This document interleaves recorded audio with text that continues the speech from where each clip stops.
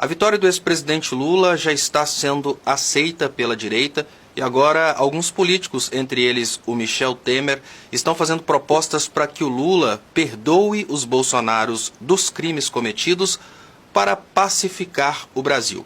Eu, particularmente, não concordaria com uma anistia ao Bolsonaro, porque o Bolsonaro cometeu crimes gravíssimos contra a humanidade, além dos crimes cometidos contra a economia nacional. O Bolsonaro precisa responder pelos seus crimes e ele vai responder pelos seus crimes. Eu posso dizer até diferente.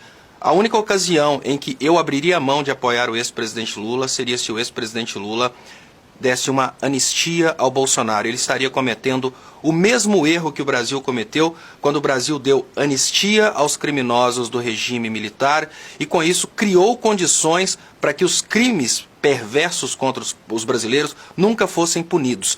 Anistiar o Bolsonaro nesse momento é considerar que o Bolsonaro significa realmente alguma coisa para a sociedade. O Bolsonaro derrotado, ele deixa de ter a máquina pública, o Bolsonaro derrotado deixa de ter poder de fazer chantagem. O Bolsonaro derrotado é muito semelhante ao Trump derrotado nos Estados Unidos, com uma pequena diferença. O Bolsonaro cometeu uma quantidade gigantesca de crime e o Bolsonaro, na cadeia, ele não vai ter poder de comando nenhum. O Bolsonaro preso não vai conseguir movimentar nem o gado que o apoia hoje, mas vai abandonar imediatamente, assim que ele perder o poder que ele tem, e nem mesmo dos ruralistas e empresários que podem enfrentar o rigor da lei. Quando a gente percebe o Michel Temer propondo a anistia ao Bolsonaro, a gente percebe que no Brasil existe uma regra muito clara a respeito do crime. O crime pode ser cometido se o picareta criminoso estiver cometendo crimes para beneficiar os mais ricos do Brasil. Ainda que o criminoso esteja matando pessoas pobres, condenando brasileiros à morte por causa de falta de vacina, condenando brasileiros à morte por causa de incêndios em florestas, isso não interessa. Desde que todas essas mortes estejam produzindo dinheiro no banco para os milionários brasileiros.